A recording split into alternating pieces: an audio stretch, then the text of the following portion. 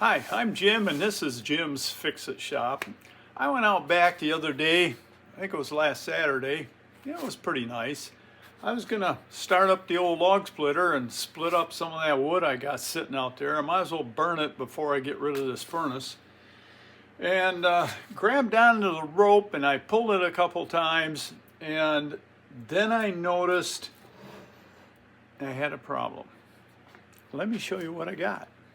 I've got a cardboard enclosure built here just out of precaution. I don't know if anybody's home or not, but if they are, I don't want them running too far away. This is an old engine. I don't even know what year it is, but it runs perfect.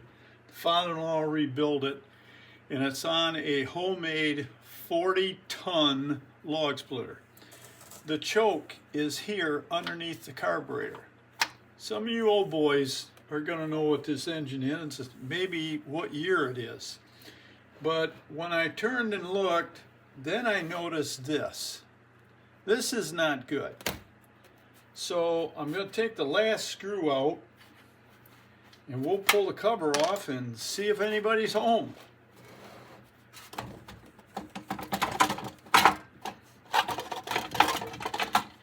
Oh yeah, isn't that nice? Now this particular machine apparently has, I don't know if that is a wind for the governor or if it's just a heat shield. I can't see it good enough. But I'm going to turn on the vacuum and get rid of all this. So if I happen to say something, I'll have to do a voiceover and get rid of all the noise. So hang on.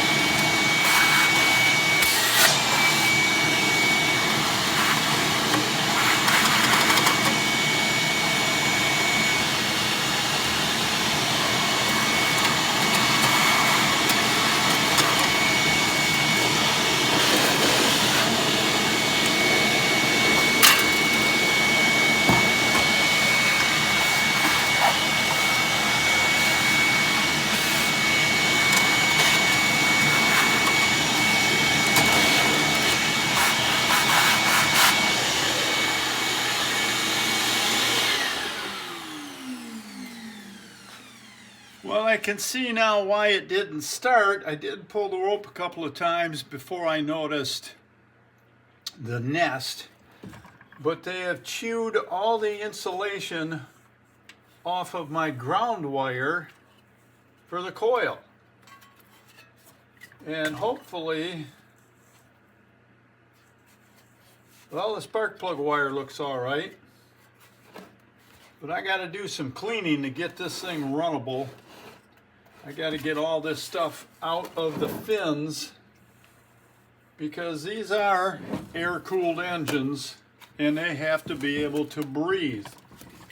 This is just a deflector, probably for the airflow, so it helps cool the engine.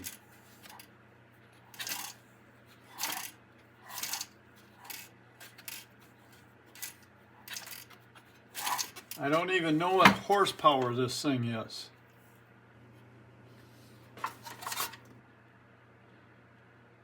It is a Briggs & Stratton. Okay, here's a number. Looks like it may be a 1975, according to the code.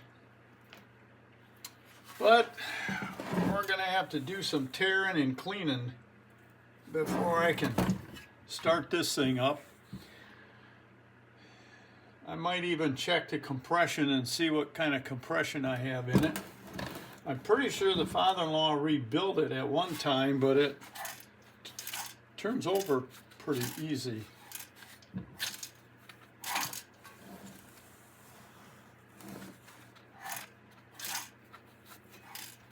Got some noise there. I might have to pull that flywheel off and see if anything's underneath of it.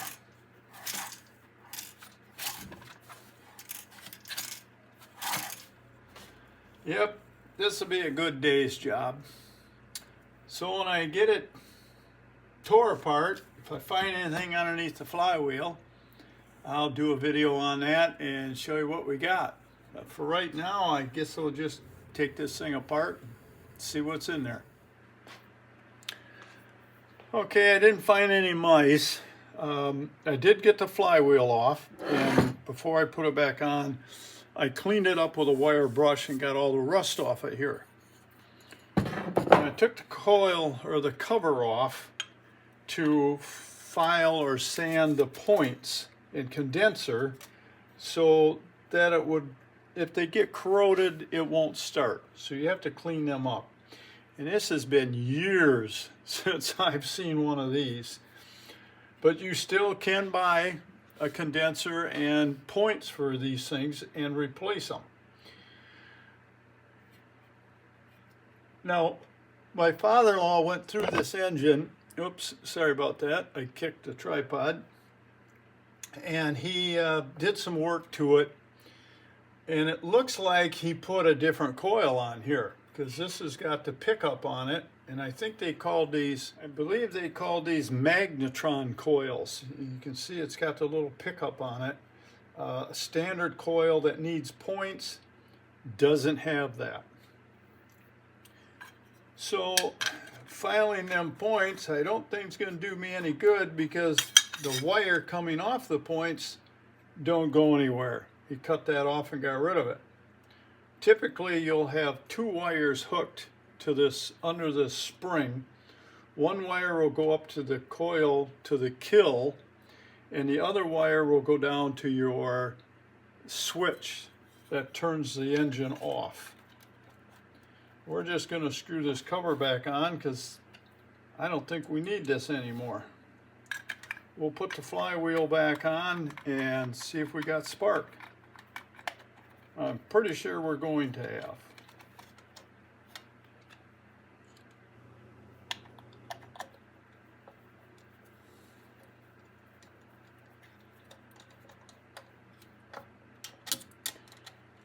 But before I do that, this is what they call a starter clutch. It screws on the crankshaft and holds the flywheel on. And when you pull the rope, there's ball bearings in there, and they're in slots. So when the engine's sitting up, one of the balls or two of the balls are dropped down, and this catches, and that's what starts your engine. Once this starts to spin and throws the balls up a little ramp, I guess you could call it, and then this turns free. But we're going to pop this apart and clean them. I don't know how dirty they're going to be. Get something under here to pop this open. It's just kind of a friction fit.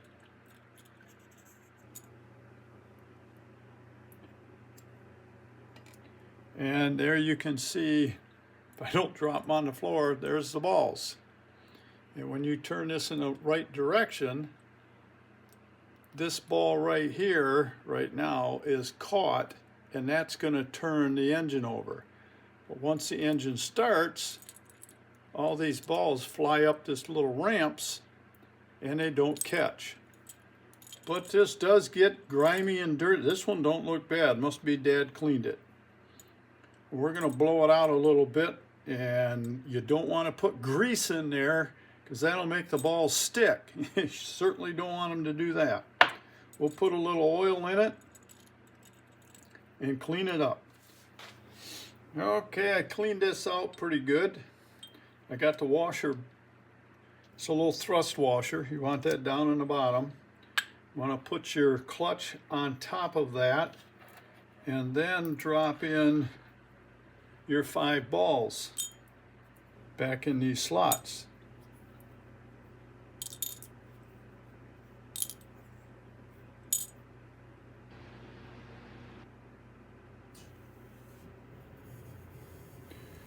This one has 6. Sorry about that. I thought it only had 5. But you can see how it works. When you turn it one way, they catch. And when the engine starts, it just throws them out of the way. I think I might put a drop of oil in here, but I'm not going to do every ball. It'll throw it around on its own. Then you want to snap this cover back down.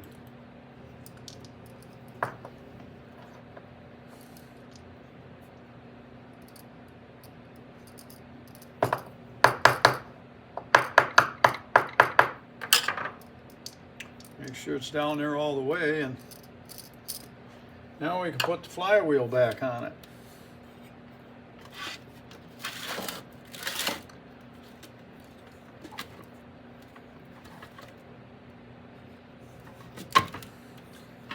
Turn this around so I can see the slot for the key.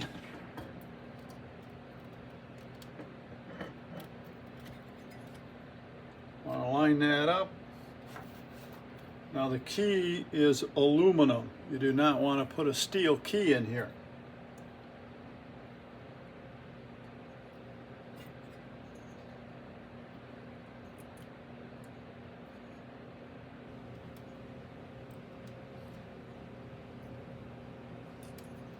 It'll only go in one way, and it fits in pretty darn tight.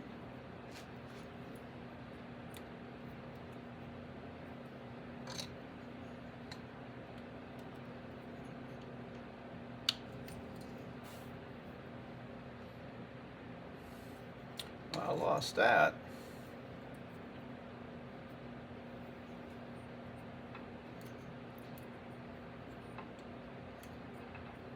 There we go. Finally. Now this is kind of like the snappers. It's got a cupped shaped washer. That's kind of like the lock washer, but just old school. You drop that on there. Wiggle that around so the washer inside of there gets in the right position to slide down over the end of the crank, and tighten that up. Now, do they have a torque setting for these? I don't even know. If you watch a lot of guys on YouTube, they'll take a hammer and pound on these ears to tighten this down. I wouldn't really suggest that. You don't want to break them ears off. You can buy a socket that fits on there.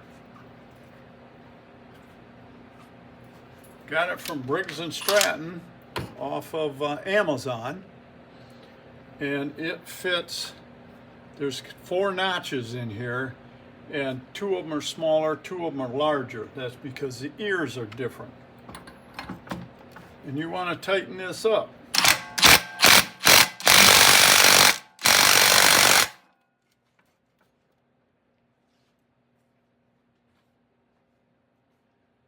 How tight? I don't know. There's no torque setting that I can find.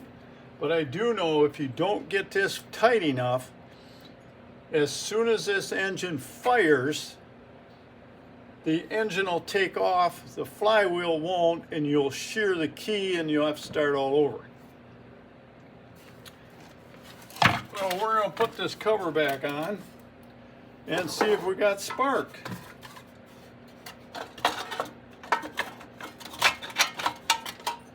Turn this flywheel, it's as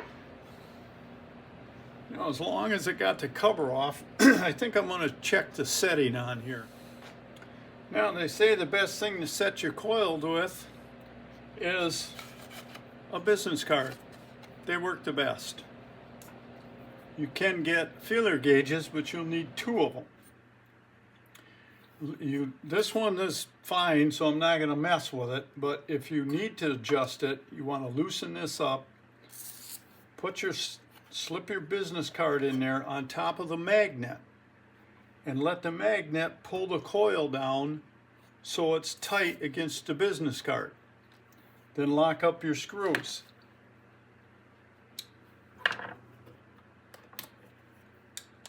I'm going to check just to make sure these are tight. Now you don't want to over tighten them.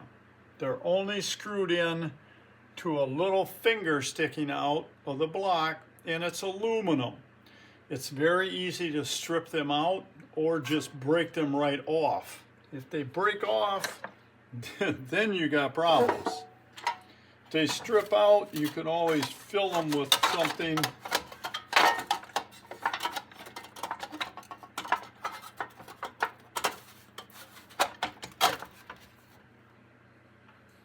And rethread it. I didn't put my cover on yet, my little screen. I'll have to go back and put that on, but for right now I just want to see if this thing has got spark.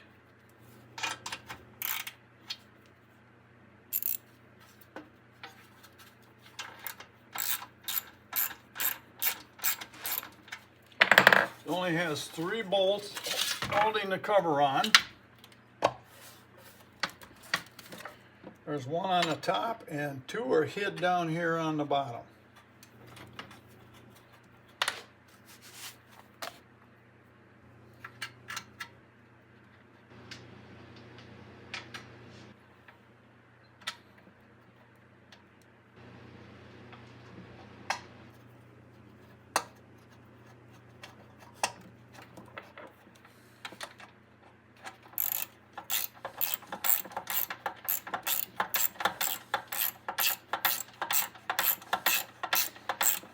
If the date is right on this thing, I'm thinking this engine is about 50 years old.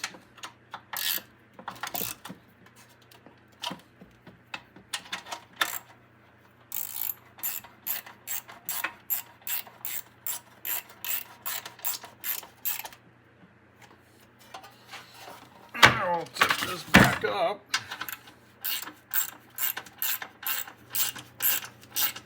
And I'll have to run over and get my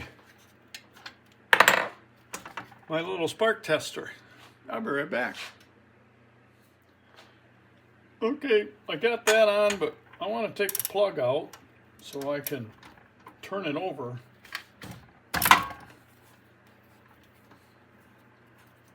A little faster than trying to fight with the compression. I don't know how I can position this where you can see the spark. It should be sparking right there.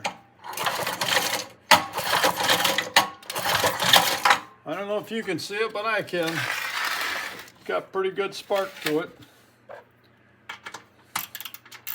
Now I might as well put that screen back in there and hoping when it fires, it doesn't strip the key out on me. So I'm going to do this, and the kill wire that the mice chewed up, I'm going to have to replace that. And then I'll clamp this down on a bench, and we'll see if it kicks over and burns. All right, we'll put the little screen on. It's kind of bent up. I don't know if the mice did that or not. That just drops on here, and there's kind of holes in there. I think they just try to punch them in. That goes down on there. This helps hold that cover on. And it doesn't really want to go down where it belongs.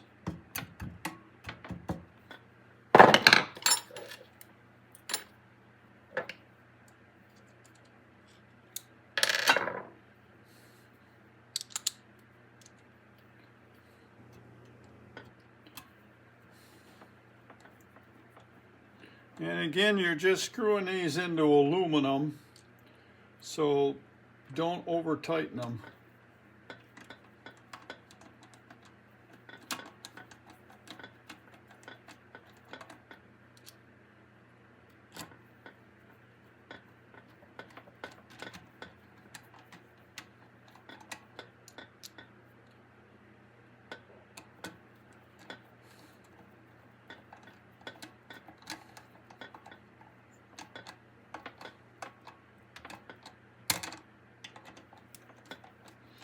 That socket I got for the clutch, like I said, I got that off Amazon, I believe, and I think it was around $15. They're pretty cheap.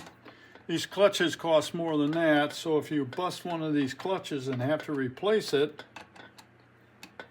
the second time you're probably going to buy the socket anyway.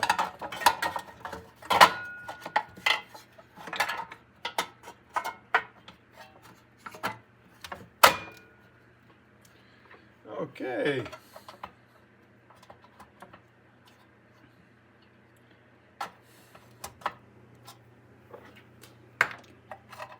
Now, I'll get this all bolted back together. And I have to replace this wire. And then we'll see if it runs. Get this thing put back together, and we're going to see if it runs. The gas I took out of it was red. Here's a small sample. This is what it looks like. No, this is not a two-cycle engine, and that's not oil mixed in with the gas. That's just old gas. So let's see if this thing will, I got some gloves on in case it decides to run away, I'll be able to catch it. And we'll see how it runs, if it runs. Pull the choke out over here.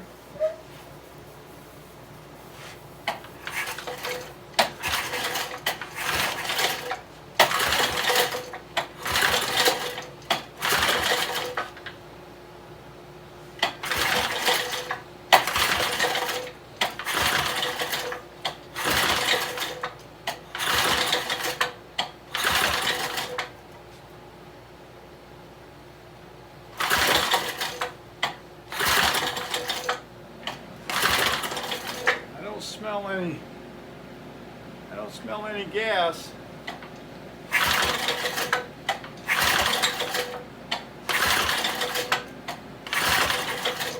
No, I think I'm gonna have to pull the gas tank and carb off and clean them out. You never know. Okay, in interest of getting me some firewood split, I think I'm gonna deal with the carburetor this summer when I don't need to split any more wood. I changed the oil. That stuff was, let's just say it was very black. Didn't smell like gas though. So I changed the oil. I dumped a little gas down the throat of the carburetor, and it kind of helped. Put that back on. We'll turn that back on. Put on some gloves in case I have to catch this thing. And let's see what happens this time.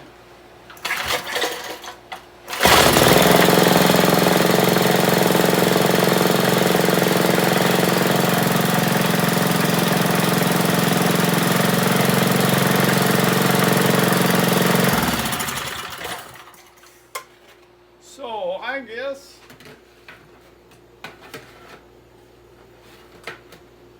I'm going to go out and split some wood. It is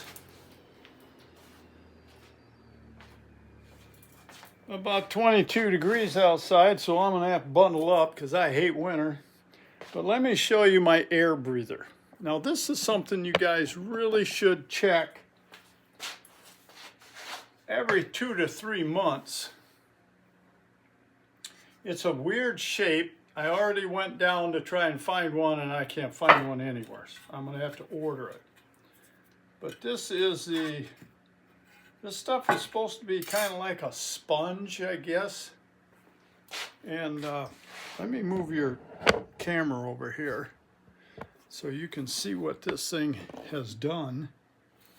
Well, one thing, it shrunk, one of the two, and it's turned to powder. You can squeeze it and it just turns to dust. I don't know if you can see that, but it looks like sand. I don't really think I want to suck that into my engine. Seeing it's winter outside and there's not much as far as dirt or dust blowing around, I'm just going to clean this box out and just put the box on, and I'm going to run it.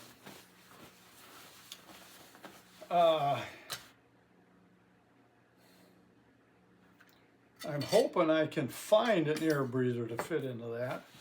And I do have numbers on this I found. So when I check into an air breather, I'll check into a kit for the carburetor and see if I can get that rebuilt. And I guess it's out to splitting wood. So until next time, work safe, have fun, and I'll talk to you soon. So long.